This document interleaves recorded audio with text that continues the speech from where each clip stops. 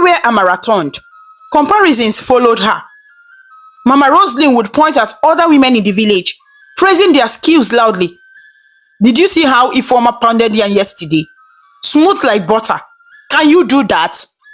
Or how Adugo greets elders? She kneels properly with both knees. But you, look at the way you bend as if your back will break.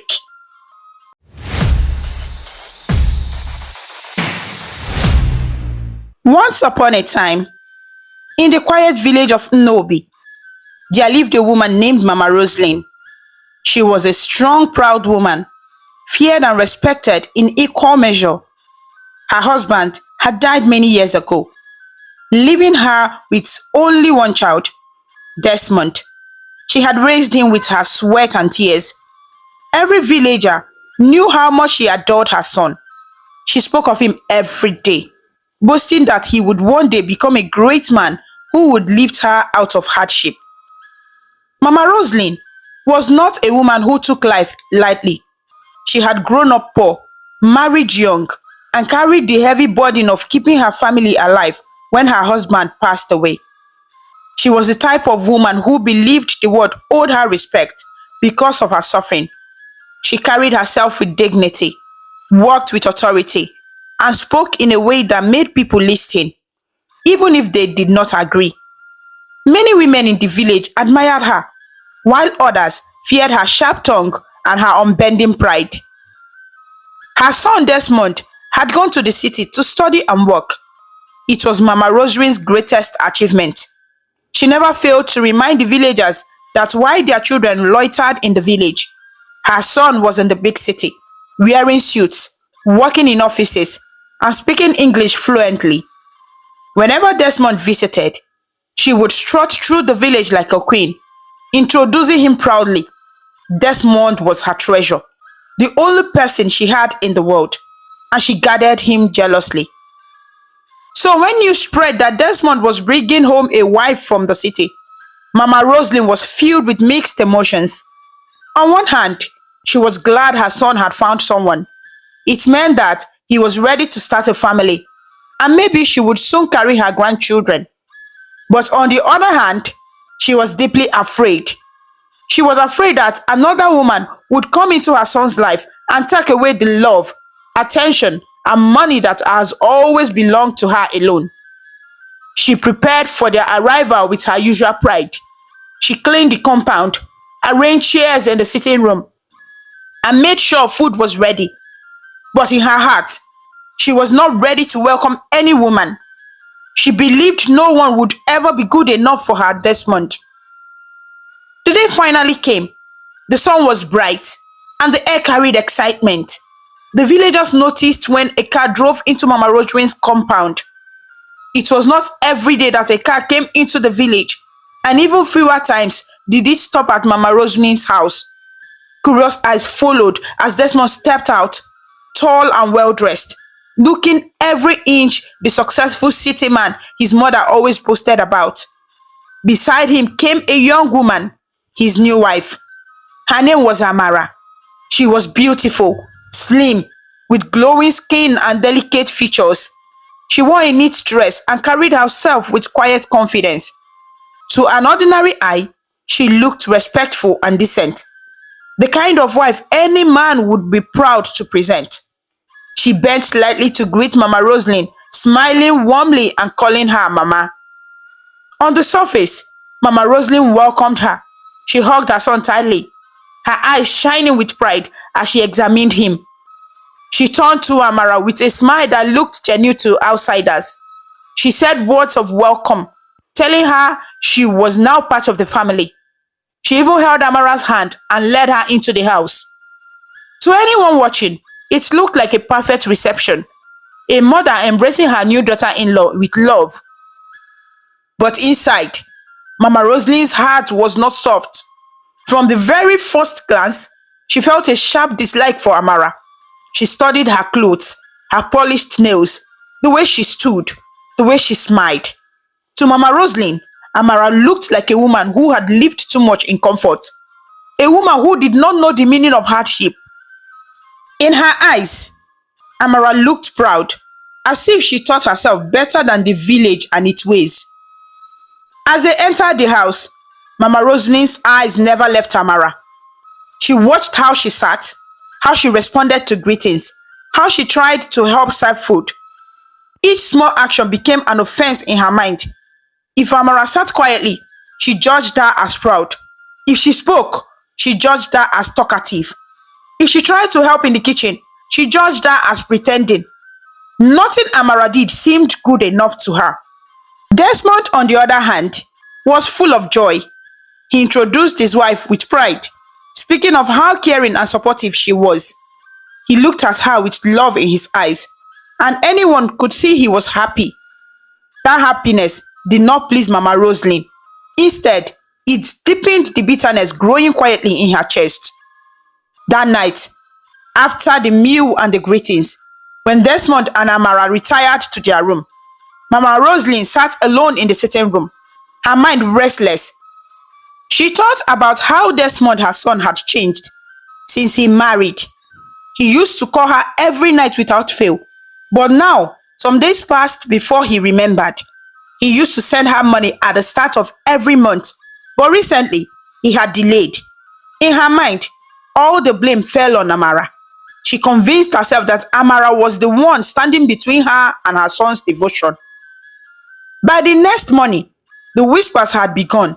When her neighbors came to greet her and congratulate her on her son's marriage, she smiled politely, but as soon as they sat close, she leaned forward and lowered her voice. She told them she had seen through Amara already. She said the young woman was not what she seemed.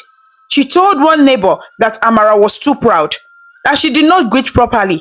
She told another that Amara was lazy, that she would not be able to survive in the village. She would destroy my son, Mama Roslin whispered with bitterness. I can see it already. This girl is not here to build. She is here to scatter. The neighbors listened, nodding, some pretending to agree, others just enjoying the gossip. Mama Roslin's words began to spread quietly around the village. People who had never spoken to Amara already began to form opinions. Some looked at her with pity, others with suspicion. Amara herself did not know any of this yet. She smiled as she went about, still trying to win her mother-in-law's heart. But in the dark corners of the village, the story was already taking root. Mama Roslin's new daughter-in-law was not a good woman, and trouble was brewing in that household. And that was how the first seed of conflict was planted. The morning sun rose gently over Nobi village, spreading golden light across the compounds and the farmlands. Roosters crowed in every corner. Women fetched water from clay pots, and the smell of smoke rose from outdoor kitchens. In Mama Roslin's compound, the new bride Amara stepped out with a small broom in her hand. She had woken up early, determined to sweep the compound before anyone else stirred. She wanted to prove herself as a good wife, a respectful daughter-in-law, and a hard-working woman. But even in her efforts, Mama Roslin's sharp eyes caught her. The older woman stood by the doorway, arms folded across her chest, watching every stroke of Amara's broom. To Amara, it felt as though the broom was too small, the ground too wide, and her mother-in-law's stair too heavy. She tried her best to move quickly, to sweep the leaves and sand neatly. But Mama Roslin's voice soon cut through the quiet morning air. She does not even know how to hold a broom properly. She muttered loudly enough for Amara to hear. Look at the way she's weeping. Does that look like someone trained well at home? My son brought me a woman who cannot sweep sand. Amara's hand trembled slightly, but she bent lower, sweeping more carefully. She did not reply. She thought silence would calm things, but to Mama Roslin, her silence was yet another sign of pride. The older woman's heart hardened further. Later in the kitchen, Amara tried to prepare breakfast. She set yam slices into a pot and carefully watched the fire. Mama Roslin entered, shaking her head as though the air itself annoyed her. She complained that the yam pieces were cut too thick, that the fire was too high, that Amara used too much water. Each complaint was delivered with a bitter sigh. as though Amara had ruined the meal entirely. When the food was ready, Amara carried it out, praying that maybe the taste would please her mother-in-law. But after one spoon, Mama Roslin dropped the plate. She announced loudly that the yam was tasteless, that Amara did not know how to cook, that Desmond had made a mistake choosing her. Day after day, the criticisms grew. If Amara swept, it was wrong. If she cooked, it was wrong. If she washed clothes, Mama Roslin claimed she wasted soap. If she fetched water, she carried the bucket the wrong way. Even when Amara greeted elders, bowing her head and speaking softly, Mama Roslin would whisper to others that she was pretending, that her smile was fake, that she was only trying to deceive people. Amara felt the weight of these constant attacks, but she endured. She reminded herself that she was married now, and a wife must be patient. She told herself that with time, Mama Roslin would soften, that her heart would accept her. But deep inside, her spirit was breaking little by little. Desmond saw some of it. He noticed how his wife's face sometimes looked tired, how her shoulders dropped after his mother's endless complaints. He tried to encourage Amara, telling her to ignore the harsh words, telling her that his mother was simply old-fashioned and difficult. But his words were not enough. He was torn between the two women he loved most, his wife and his mother. At night, when he sat with Amara, she sometimes tried to speak of the pain she felt. But Desmond, out of fear of offending his mother, would quickly hush her, begging her to endure. He did not want to quarrel with Mama Roslin, and he did not want his mother to feel replaced. In trying to please both sides, he pleased no one. Amara felt abandoned, and Mama Roslin felt more entitled to her bitterness. The days stretched into weeks. Each day was like a small battle for Amara. When she walked into the market with Mama Roslin, the older woman would scold her for not working fast enough. When she bought vegetables, Mama Roslin accused her of wasting money. When she spoke to other women, Mama Roslin claimed she was gossiping. Nothing escaped the older woman's disapproving eyes. Soon the neighbors began to notice. They saw how Mama Roslin shouted at her daughter-in-law for little mistakes. They saw how Amara kept her head low, how she worked harder than most young wives but still received no praise. They began to hear Mama Roslin's sharp voice echoing through the compound, calling out faults, correcting and condemning. Some neighbors pitied Amara quietly. They whispered among themselves that she was too gentle to survive under such a mother-in-law. Others laughed at her misfortune, saying she was tasting what marriage truly meant. But whichever way they looked at it, everyone could see that peace was missing in that compound. By the time the first month had ended, the story of Mama Roslin's hostility was no longer hidden within the walls of her house. It had spread across the village. Some women shook their heads whenever they saw Amara at the stream. They spoke softly about how Mama Roslin was making life unbearable for her. Even the elders began to notice the tension. And though Amara kept smiling politely in public, her eyes often betrayed her sadness. The truth was clear. Trouble had already entered her new home. The days in Nobi village passed slowly for Amara. Each sunrise carried a new hope in her heart, but each sunset carried more disappointment. She had come into her husband's home with joy, ready to build a family, ready to love and be loved. But the house she now lived in was filled with sharp words and cold stares. Even effort she made to be a good wife seemed to bounce back at her like a curse. Amara worked hard from the moment she opened her eyes. She rose earlier than the roosters, swept the white compound until the ground looked smooth, washed the cooking pots until they shone, prepared meals with care. She carried water from the stream on her head without complaining. Even when the path was rough and her neck ached, she wanted Mama Roslin to see her as a true daughter, not an outsider. But Mama Roslin saw everything differently. No matter what Amara did, the older woman found fault. If Amara swept the compound neatly, Mama Roslin would say she had swept too early, disturbing the peace of the compound. She carried water, Mama Roslin would say she carried the bucket like a city girl. not like a real village wife. She cooked. Mama Roslin would shake her head, saying the food was tasteless, or the soup too watery, or the meat not tender enough. It was as if Amara's every moment was an offense. Mama Roslin did not see the sweat on her brow or the calluses growing on her palms. She only saw mistakes, and she was never silent about them. Her words were sharp, always spoken loudly enough for neighbors to hear. She wanted the whole village to know that she was not satisfied with the woman her son had married. One afternoon, as Amara bent over the firewood stove, stirring a pot of egusi soup, Mama Roslin entered the kitchen. The smoke rose thick, burning Amara's eyes, but she did not complain. She wanted the soup to be perfect.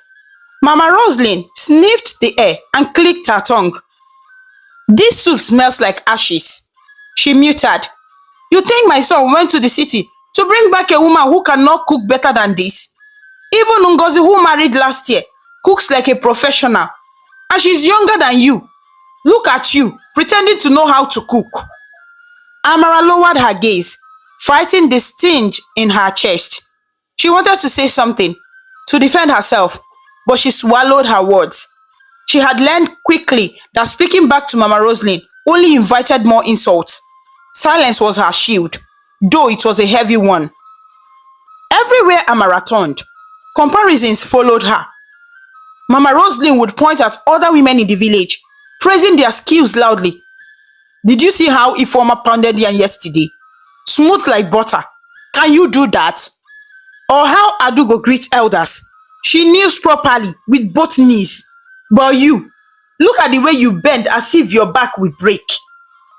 Each comparison was like a knife. Amara tried to copy, to learn, to change. She tried kneeling lower when greeting, cutting vegetables finer, pounding yam harder, washing clothes longer. But no matter how much she improved, Mama Roslin's tongue never softened.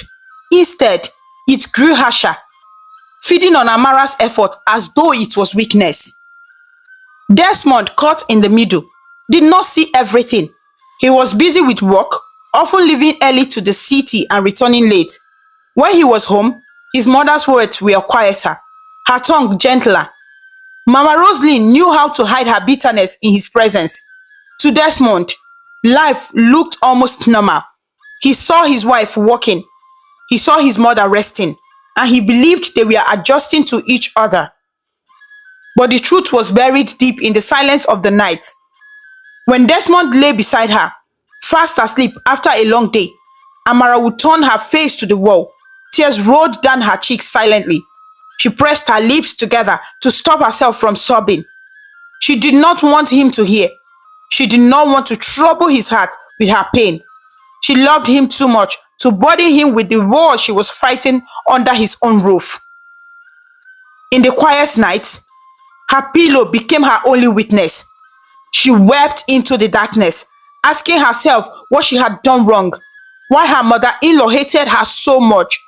She wondered if she had been cursed, if perhaps she had failed some test of womanhood. She thought of her own mother far away, a kind woman who had always told her that marriage was patience, that a wife must bend like a tree in the wind. She held on to those words, telling herself that endurance would one day bring peace. But the peace never came. Every day brought fresh wounds, and every night washed them with secret tears. Amara smiled in the daylight, hiding her pain behind gentle eyes. She laughed when neighbors greeted her, pretending her life was sweet. Even to Desmond, she showed only strength, speaking softly, asking about his work, pretending everything was fine. She wanted him to be happy, even if she was breaking inside. And so, the days passed into silence and sorrow. The village saw a young wife trying her best, but only the walls of her bedroom knew the truth. Only the darkness of the night knew the soundless sobs of a woman who worked hard, loved deeply, and suffered quietly under the weight of insults that never seemed to end. That was how Amara learned to live, strong by day, broken by night. Her tears were silent, her pain hidden, her truth unknown even to the man she loved. The rains had come and gone, and in the village, New crops were already sprouting on the farmlands.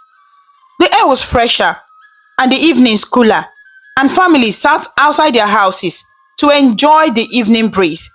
But inside Mama Roslin's compound, the air was thick with something different: control and bitterness that wrapped itself around the small family like a shadow. Desmond had always been a dutiful son. From the day he got his first small job in the city, he sent money home every month to his mother. It was not much at first, but it was consistent. Mama Roslin depended on it, and she boasted of it to her friends. As he grew in his career, the money increased. When he decided to marry Amara, she expected that nothing would change. She believed she would still control his earnings, just as she had before. But now, with Amara in the picture, Mama Roslin felt something had shifted. She noticed her son buying his wife small things: a wrapper here, shoes there, even giving her some money to manage the home. To Mama Roslin, it was a dangerous sign. In her mind, money was the root of control. And if Amara was allowed to handle money, soon she would control Desmond's heart as well. One evening, as Desmond returned from the city carrying a small brown envelope of cash, Mama Roslin called him into her room. She sat on the bed, her wrapper tied firmly around her chest. Her face serious, she stretched out her hand and told him to give her the envelope. Desmond hesitated. He explained gently that he had promised to give some of the money to Amara so she could manage household expenses. Mama Roslin's face hardened instantly. She raised her voice, reminding him of how she had suffered to raise him alone after his father's death. She told him that every coin he earned should first pass through her, the one who carried him in her womb, the one who toiled to send him to school, the one who gave him life. You owe me everything, she said firmly. Not that girl you call wife. She came yesterday. I have been here since the beginning. Hand me the money. Desmond, torn between loyalty and love, gave her the envelope. He thought it was only for that day, that maybe she was upset and would calm down later. But it was not just for that day. From then on, Mama Roslin demanded that every salary, every allowance, every bonus passed through her hands. She insisted that Desmond give her all his money first, and she would decide what to share. At first, Desmond obeyed without much resistance. He loved his mother deeply and did not want to offend her. But Amara began to feel the weight of the change almost immediately. The small money her husband used to give her quietly for food and personal needs disappeared. Now she had to wait for Mama Roslin to hand her whatever she thought was enough. It was never enough. If Amara asked for money to buy food, Mama Roslin would scowl and accuse her of wasting. If she wanted soap, Mama Roslin would give her half the money and tell her to manage. If she needed to buy something for herself, like a wrapper or cream, she was told it was not necessary. Does a wife need cream to rub her skin? Focus on your husband and kitchen, Mama Roslin would say. Amara swallowed her pain and adjusted. She learned to stretch every coin, to cook small soups that barely lasted, to mend old clothes instead of asking for new ones. She pretended to be fine, but deep down, shame bound her. She had expected marriage to give her stability, but now she felt poorer than when she lived with her parents. The villagers began to notice. They saw Amara wearing the same wrappers week after week.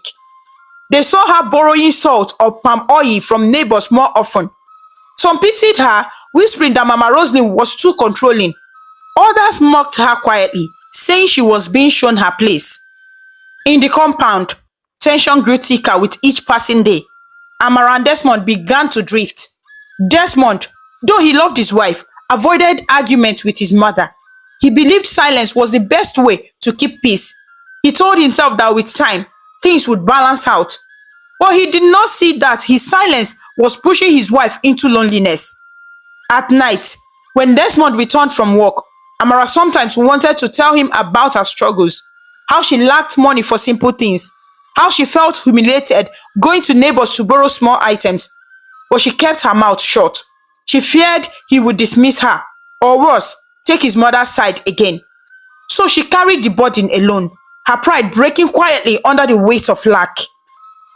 Mama Roslin, on the other hand, grew bolder. She believed she had succeeded in keeping her son under her wing. She reminded Amara often that she was the true owner of the house, the one in control. If not for me, you would not be here, she would say. Do you think you can scatter what I built with my sweat? The control extended beyond money. Mama Roslin decided what food would be cooked, when it would be cooked, and even how it would be served. If Amara suggested something different, she was mocked. If she tried to save money secretly, Mama Roslin somehow found out and accused her of planning against the family. It was as if Amara's every move was watched and judged. Slowly, the marriage began to lose its warmth. Amara no longer smiled as freely. Desmond no longer laughed as often.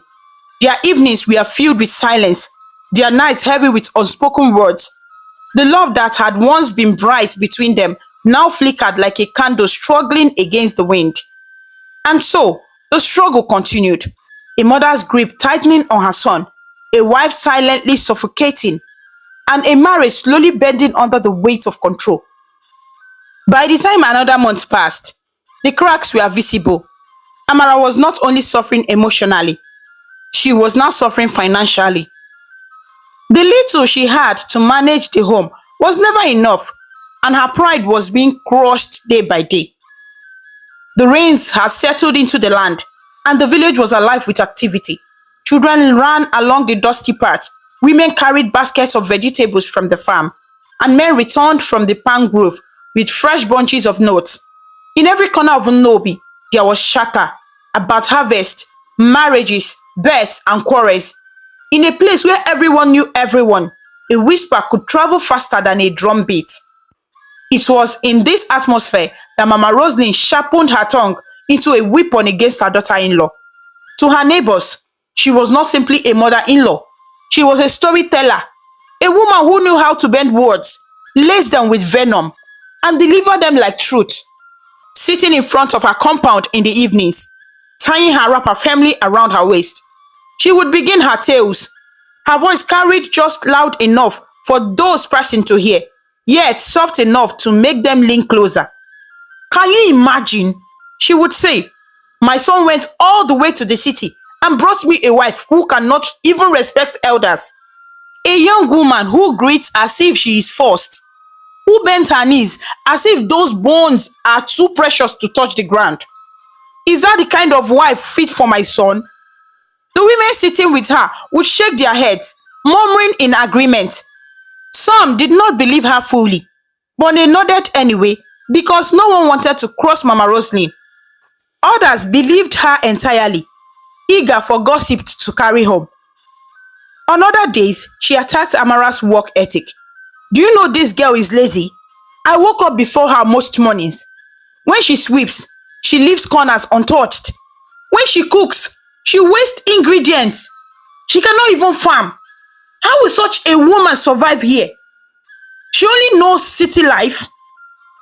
Little by little, the whispers spread. What had begun in Mama Roslin's compound spilled into the market, the stream, and the churchyard. Soon, when Amara walked past, women looked at her with knowing eyes. Some whispered to each other, covering their mouth as they giggled. Others greeted her coldly, their voices stiff and their smiles fake.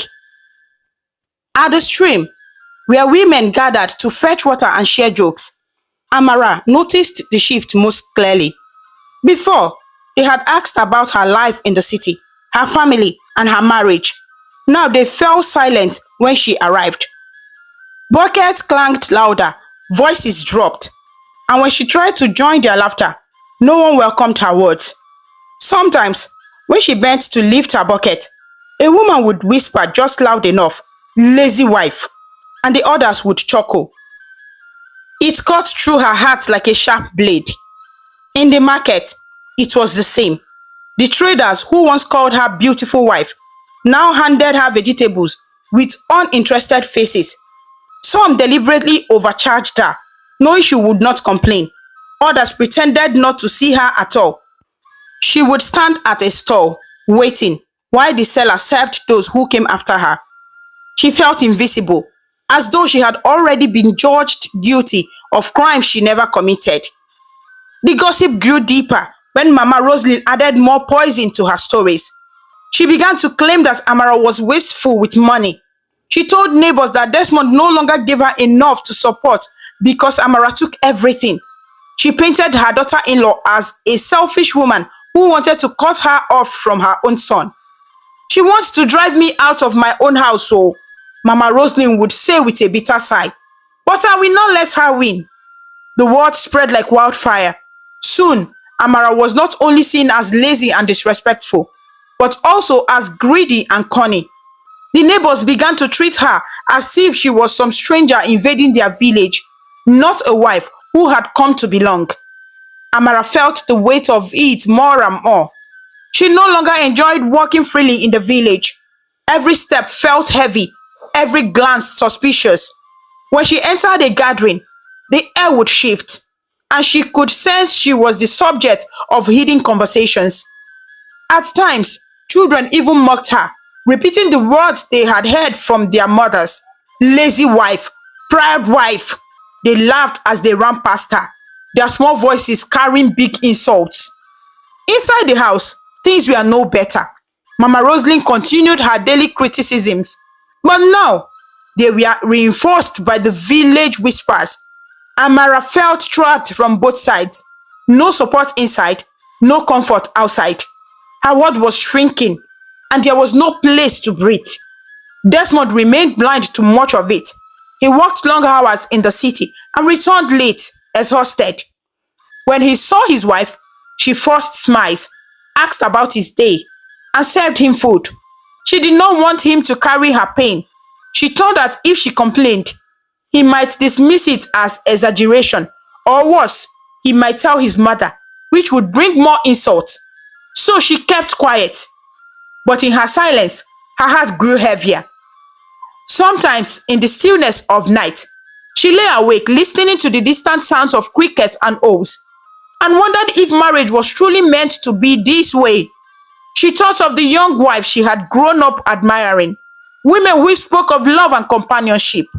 She thought of how she had dreamed of building a happy home, raising children in laughter, and sharing secrets with her husband. But instead, she was surrounded by sharp words, cold stares, and whispers that painted her as a stranger in her own life. Her loneliness became her constant companion. Even when she walked among people, she felt alone. Even when she sat beside Desmond, she felt alone. The gossip had built invincible walls around her, walls she could not break. She smiled outwardly, but inside, her soul was caged. And that was how the days passed, each one longer than the last, each one heavier with whisper that grew louder in her ears. By the time the season changed again, Amara no longer felt like a new bride. She felt like a prisoner. She was isolated. She was trapped. The compound was usually busy that afternoon. Mama Roslin had insisted that a large pot of food be cooked because some relatives were visiting. Amara rose early, swept, fetched water, and prepared the firewood stove. She washed the vegetables and cut them with care. She cooked slowly, tasting each step to make sure the food was right. She wanted everything to be perfect because she knew visitors were always another chance for Mama Roslin to look for her mistakes. By midday, the food was ready. The sweet smell of jollof rice and stew floated into the air, and neighbors passing by commented on how delicious it smelled. Amara carried the pot carefully into the house to serve. She made sure the rice was well cooked, the stew thick enough, and meat well arranged. Her heart beat fast, hoping that for once her mother-in-law would approve. But trouble came, as it always did. As Amara dished the food, one spoonful of rice fell from the ladle and scattered slightly on the floor. It was a small thing, a mistake anyone could make, but Mama Roslin's eyes caught it immediately. Her face hardened, her lips tightened, and she accused Amara in a loud, sharp voice of wasting food. She claimed the new wife was careless, untrained, and ungrateful. The visitors froze, unsure of what to say. Neighbors who had followed the smell of food and gathered near the compound walls also heard the commotion. They leaned closer, eager to catch every word. Amara bent quickly to pick the grains from the floor. But before she could rise, Mama Roslin's palm landed hard on her cheek. The sound echoed across the compound like a clap of thunder. Amara staggered back, her hand flying to her face. For a moment, the world seemed to stop. The visitors gasped. Children playing nearby paused. Even the wind seemed to hold its breath. It was the first time Mama Roslin had raised her hand against her publicly. And it was not just a slap. It was an announcement to the whole village that Amara was nothing in her eyes. Tears filled Amara's eyes instantly. Her face burned from the sting. But what hurt more was the humiliation. She stood frozen, unable to speak, unable to move. As the onlookers whispered among themselves, some shook their heads in pity. Others smiled as though confirming the rumors they had already heard about her. Desmond had just returned from the city and walked into the compound at that moment. He saw his wife standing there holding her cheek, her eyes wet with tears. He saw his mother standing tall, her chest heaving with anger, her voice still sharp as she accused Amara of wasting food. For the first time, something broke inside Desmond. He had endured his mother's harshness in silence for too long. He had told himself that peace was better than confrontation, that patience would eventually heal the rift. But seeing his wife struck, seeing her humiliated before visitors and neighbors, awakened a storm inside him. He stood forward, his face hard, his voice firm. He told his mother she had gone too far. He reminded her that Amara was his wife, that she deserved respect, that no mistake, especially a few grains of rice, justified public humiliation. His words cut through the air, surprising everyone. It was the first time Desmond had openly confronted his mother. Mama Roslin was shocked. Her son had never spoken to her like that before. Her pride boiled like hot oil. She raised her voice higher, accusing Amara of turning him against her. She claimed that the new wife was destroying the bond between mother and son. Her anger grew fiercer because she felt her authority slipping. But Desmond did not back down. His love for his wife gave him strength. He stood firm, defending Amara in front of everyone, making it clear that he would no longer watch in silence while his mother mistreated her. The village was shaking. News of confrontation spread faster than fire on dry grass. By evening, everyone knew that Mama Roslin had slapped her daughter-in-law and that Desmond had finally defended his wife. The people were divided. Some supported Mama Roslin, saying she had every right to correct her son's wife however she wished.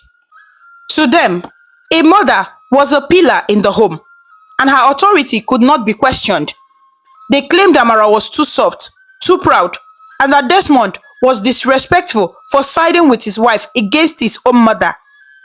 Others pitied Amara deeply. They said no woman deserved such humiliation. They admired Desmond for standing up for his wife, calling him a true husband. They whispered that Mama Roslin's pride had blinded her, that she was driving her son's home into ruin. In every corner of Unnobi, the argument raged. At the stream, women debated whose side they would take. In the market, traders shook their heads and retold the story in different versions. In the evenings, men discussed it over palm wine. Some said it was shameful for a son to challenge his mother, while others said it was shameful for a mother to strike her son's wife. For Amara, the slap left more than a sting. It left a wound in her spirit, a memory that refused to fade. She felt stripped of dignity, standing before her neighbors like a child scolded in the village square. And though Desmond's defense gave her a small light of hope, the division in the village meant her life was about to grow even more complicated. The slap and confrontation in the compound had left a heavy cloud over the family. It was no longer just a private quarrel.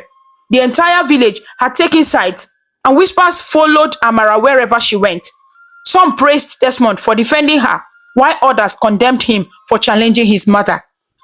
But Mama Roslin herself did not calm down. If anything, The incident hardened her pride. She felt humiliated that her only son had spoken against her in public, and she laid all the blame on Amara. In her heart, she was convinced that the new wife had bewitched her son, that she had turned him into someone who dared to resist his mother's authority. So Mama Roslin made a decision. If peace was to return, Amara had to leave the house. She began her mission quietly, speaking to Desmond in the evenings when Amara was not around. She reminded him of her sacrifices, how she had raised him alone, how she had carried him through hunger and hardship, how she had prayed endlessly for his success. She told him no woman could love him the way she loved him. Then her voice would turn bitter, and she would say that as long as Amara remained in the house, there would be no peace. You must choose, my son, she would say, her eyes burning with pride. It is either me or her. A man cannot serve two masters. Desmond felt his heart tear in two. He loved his mother deeply. He remembered the night she had gone hungry just so he could eat. The days she had walked long distances to sell vegetables so he could attend school. She was his first love, his protector, his everything. But now, he also loved Amara, his wife, the woman he had chosen with his heart. She was gentle, hardworking, and patient. He could not imagine his life without her. The pressure grew heavier each day. Mama Roslin poisoned his mind with stories, reminding him of traditions where men sent away wives who disrespected their mothers. She told him the community would never respect him if he allowed Amara to remain. She told him that curses awaited children who valued wives above mothers. Her words stung like arrows, filling Desmond with guilt and confusion. Amara noticed the change in her husband. His laughter became rare, his words fewer. He sat in silence longer, his shoulders bent under invincible weight. At night, he sometimes turned his back to her, lost in thought, unable to sleep. Amara knew something was wrong, but she did not know the depth of her mother-in-law's poison. She only felt the growing distance, the silence that separated her from the man who once looked at her with love-filled eyes. Meanwhile, Mama Roslin did not hide her disdain anymore. She refused Amara's greetings, refused her food, refused her presence. If Amara entered the room, she walked out. If Amara fetched water, she claimed it was dirty. If Amara cleaned the compound, she found fault with the corners. She no longer scolded quietly. She insulted openly, making sure neighbors and passerby could hear. To her, it was war, and she wanted everyone to know who was winning. The insults began to wear Amara down. She had endured for months, hoping things would change, but the weight grew heavier. Her body began to respond to her sorrow. Her once bright face lost its glow. Her eyes sank deeper, ringed with shadows. Her steps became slower, her energy weaker. She walked, but without strength. She smiled, but without life. Soon, sickness found her. It was not a sickness of the body alone. It was sickness of the spirit. Her chest felt heavy. Her head often pounded. Her appetite vanished. At night, she tossed in bed, unable to rest. She covered her mouth with her wrapper when tears came, so her husband would not hear. The pain was eating her alive, and yet she kept it hidden. One morning, as she bent to sweep the compound, her body gave way. She dropped the broom and slumped against the wall. Her breath shallow, her face pale. A neighbor who saw her rushed to help. But before Amara could even sit properly, Mama Roslin's voice thundered. "She is pretending," the older woman said coldly. "Do not believe her. Oh. Don't be deceived. This girl is lazy. She is only looking for pity so my son will abandon me. She is not sick. She is simply wicked and cunning." The neighbor looked at Amara's frail body, then at Mama Roslin's hard face, and chose silence. Slowly, the neighbor walked away, leaving Amara sitting weakly on the floor, her eyes blurred with tears. The sickness that weighed Amara down was no longer hidden. Her face had grown thin. Her eyes tired, her steps weak. Neighbors noticed how she moved slowly, how she carried buckets of water with trembling hands, how she sometimes paused halfway across the compound to catch her breath. The whispers in the village changed slightly. Some who once mocked her began to pity her quietly. They said she looked like a flower withering under the harsh sun. But Mama Roslin's heart did not soften. She still called Amara lazy, still told anyone who cared to listen that her son's wife was pretending, that she was seeking pity so that Desmond would stop listening to his mother. Whenever Amara sat quietly to rest, Mama Roslin accused her of wasting time. Whenever she coughed, Mama Roslin claimed she was pretending. The bitterness inside her grew heavier, like a stone that refused to move. It was in this climax that an elder of the community decided to step in. Papa Chukwuemeka, who was one of the oldest men in Nnobi. His hair was as white as cotton, his beard long, his steps slow but steady. He was known for his wisdom, and villagers often sought his advice when conflicts arose.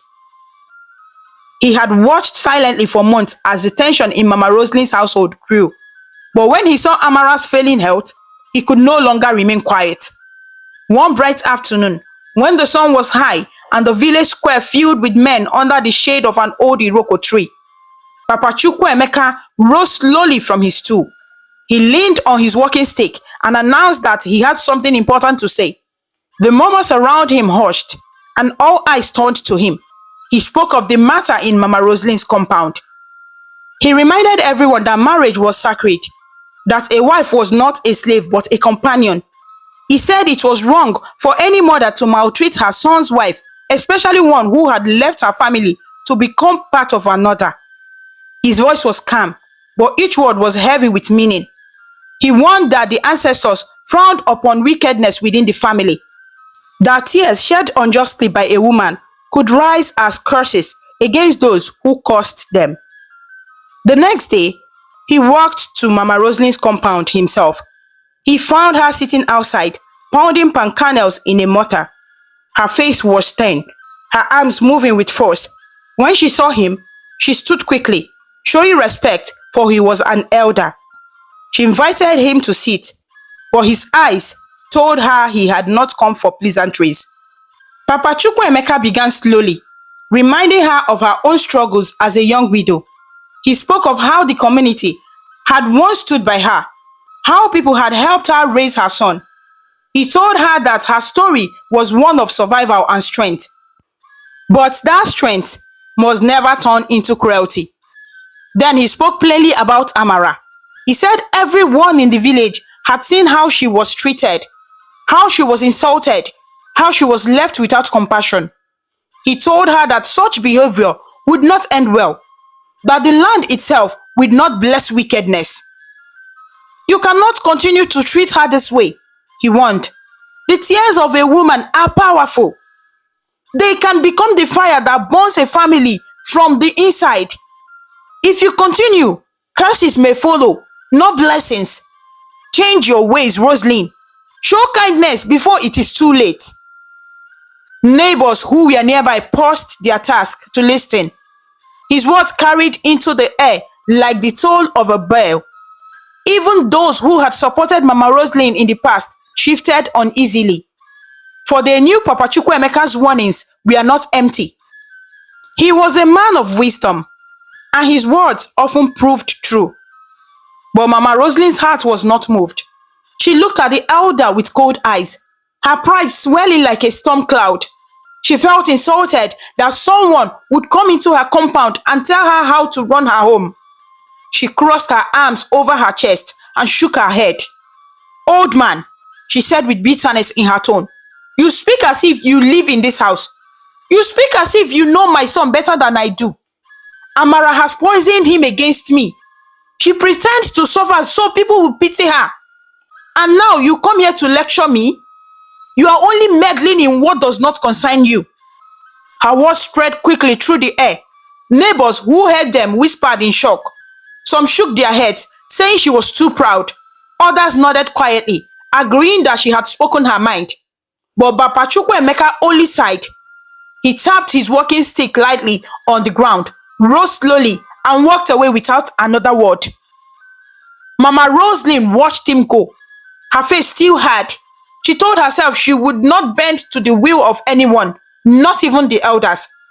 In her mind, she was fighting for her son, protecting him from a wife she believed unworthy.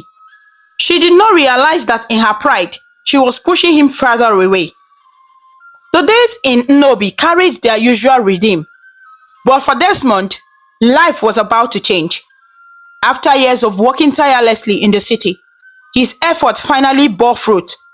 One bright morning, he received a letter from his office confirming that he had been chosen for a new position, a bigger job with a higher pay, more responsibility, and wider recognition.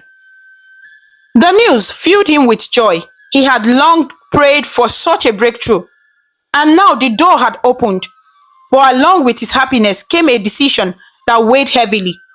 The new role demanded that he live permanently in the city. He could no longer divide his time between the village and his workplace. He had to choose where to build his home. For Desmond, the choice was clear. He loved his mother, but he also loved his wife. He could not continue to watch Amara wither under his mother's harshness. The tension in the compound had reached boiling point, and he knew it was only a matter of time before something worse happened. He had defended Amara before, but the atmosphere of bitterness lingered. This new job gave him the perfect reason to take his wife away, to start afresh, and to create peace where there had been war. So Desmond made his decision. He would move to the city with Amara. When Mama Roslin heard the news, her heart turned cold. She could not believe her son would consider leaving her behind. She had raised him, sacrificed for him, prayed for him, and now, after all her toil, he wanted to abandon her in the village with no one by her side. Her pride was wounded deeply. She told herself the blame belonged to Amara. She believed her daughter-in-law had manipulated Desmond, whispering into his ears until he chose her over his mother. Mama Roslin's bitterness grew sharper. She scowled when she saw Amara, refused her greetings, and muttered curses under her breath. She complained loudly to her neighbors, telling them her son had been stolen from her. Some villagers sympathized with her, saying it was wrong for a son to leave his mother behind. But others shook their heads, saying she had brought it upon herself by refusing to live peacefully with her daughter-in-law. Desmond was not moved. For the first time, he stood firmly without wavering. He explained to his mother that the new job required his presence in the city and that it was only natural for his wife to go with him. He promised to visit her, to send money, to care for her needs, but he would no longer live under the same roof with her, not when peace could not be found. The day came when Desmond and Amara packed their belongings. Clothes were folded into boxes, pots were tied in sacks, and a small truck waited outside the compound. Mama Roslin stood in the corner, her face tight with anger. She did not bless them. She did not wish them well. She only muttered to herself, saying her son was blind, that one day he would regret leaving her behind. As the truck drove away, carrying Desmond and Amara to the city, Mama Roslin stood alone in the compound. The house that had once been filled with noise now echoed with silence. The evenings that once brought her son home now left her sitting alone under the moonlight. She had won battles against her daughter-in-law, but she had lost the war. Loneliness crept in slowly, like shadows at dusk. At first, she tried to hide it, boasting to neighbors that she enjoyed her peace, that she preferred living without interference. But at night, when the compound grew still and only the crickets sang, her heart ached with emptiness. She missed the sound of Desmond's footsteps, the way he called her mama with warmth, the way he sat by her side after long days. Now all she had was silence and regret, though her pride refused to let her admit it. Meanwhile, in the city, Amara's life began to change. Away from Mama Roslin's sharp tongue and constant criticisms, she began to breathe again. Slowly, the sickness that had weighed her down lifted. Her body grew stronger. Her face regained its glow. Her laughter returned. She walked through the city street with Desmond by her side, and for the first time in many months, she felt like a wife, not a prisoner. The new house they moved into was not grand, but it was peaceful. There were no whispers, no public insults, no endless comparisons. Amara could cook without fear of being scolded. She could sweep without being told it was wrong. She could greet neighbors without being accused of pride. Every little freedom healed her heart piece by piece. Desmond too felt lighter. He saw change in his wife, and it warmed him. For the first time, he felt like he was truly building a home of his own, one where love and respect could grow. He worked hard at his new job, and each evening he returned to Amara, who welcomed him with quiet joy. Together, they began to dream again of children, of a future, of happiness unshaken by outside bitterness. Back in the village, Mama Roslin's bitterness deepened.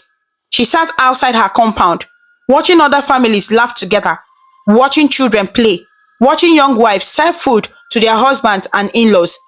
Each sight was a reminder of what she had lost. But instead of softening, her pride grew stronger. She told herself she had done nothing wrong, that it was the world that had turned against her, that her son had been bewitched. But inside, when no one was watching, she felt the sting of loneliness. The days were long, the nights longer.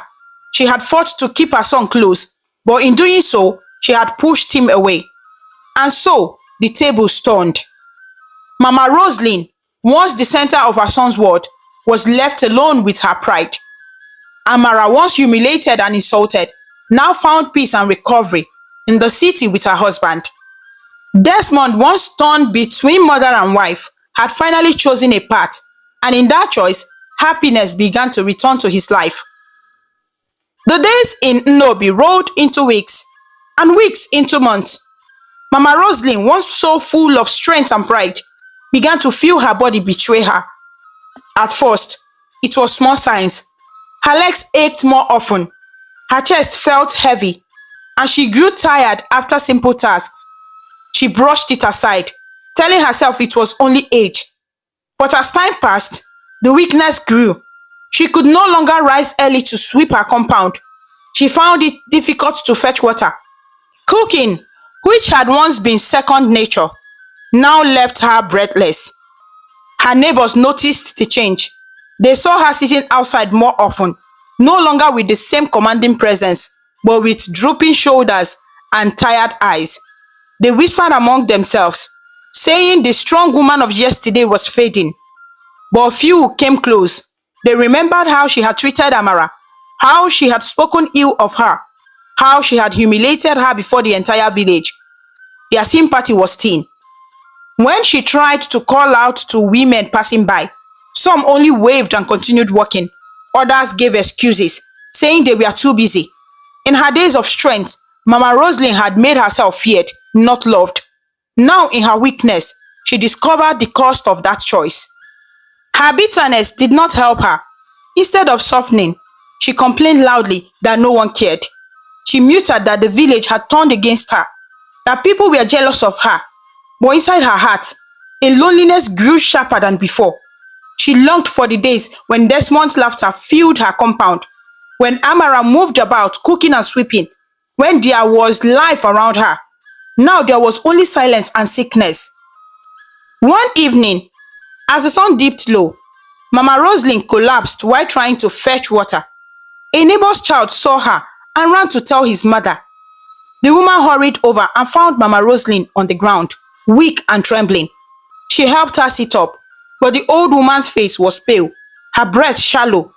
The neighbor gave her some water, then walked away quietly. She did not call the villagers together. She did not spread the news. She simply returned to her chores. That night, Mama Roslin sat on her bed, her chest aching, her mind restless. She realized she had no one to call, no one to lean on. The same villagers she had once gossiped with now avoided her. The relatives she had tried to impress no longer visited. Even the women she had bragged to about her son now kept their distance. She had fought hard to win the war against her daughter-in-law, but what she held now was emptiness. Meanwhile, in the city, Life had grown sweeter for Amara and Desmond. Amara's health had returned, and with it came her beauty and her joy. She moved through her new home with grace, cooking and smiling, welcoming her husband each evening with warmth. Desmond too felt blessed. His new job was stable, and he felt proud of the family he was building. But Desmond never forgot his mother. He sent her money each month, though she rarely acknowledged it. He asked neighbors occasionally how she was doing. When the news reached him that her health had begun to fail, his heart grew heavy. Despite everything she had done, she was still his mother. He could not abandon her. One weekend, he told Amara they needed to return to the village. Amara's heart skipped. Memories of insults, of humiliation, of tears in the night flooded her mind. She hesitated, but then she nodded. She had grown wiser through suffering, and she knew bitterness could not heal bitterness. If her husband's mother was sick, she would go with him. When they arrived in Nnobi, the villagers watched with surprise. Many whispered among themselves, saying it was strange that Amara would return after everything. Some expected her to stay in the city forever, enjoying her freedom.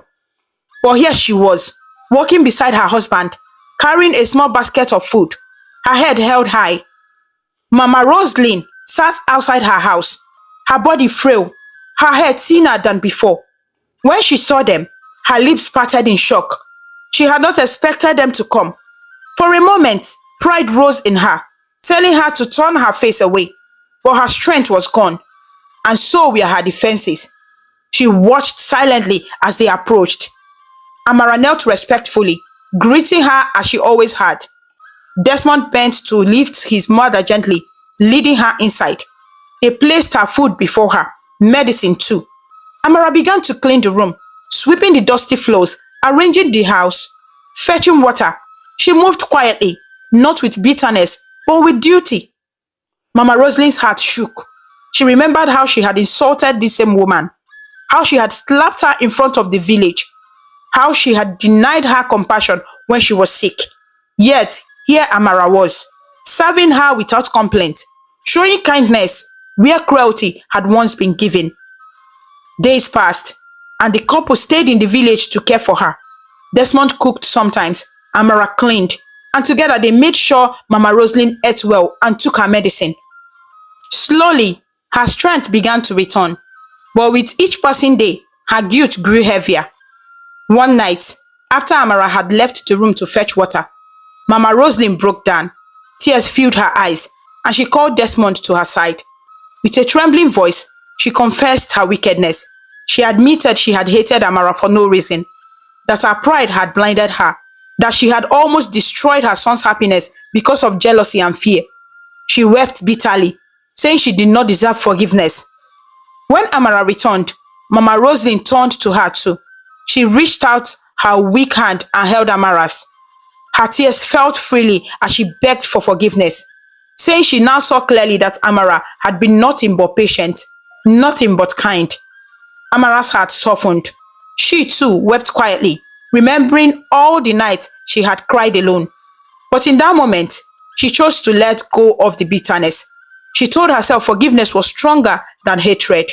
She held Mama Roslin's hand gently, wiping her tears. The next day, the news spread across the village. People were astonished that Desmond and Amara had returned to care for Mama Roslin, even after all she had done. Some shook their heads in shame, realizing they had once joined in mocking Amara. Others admired her strength, saying not every woman could forgive so easily. From that day, Mama Roslin changed.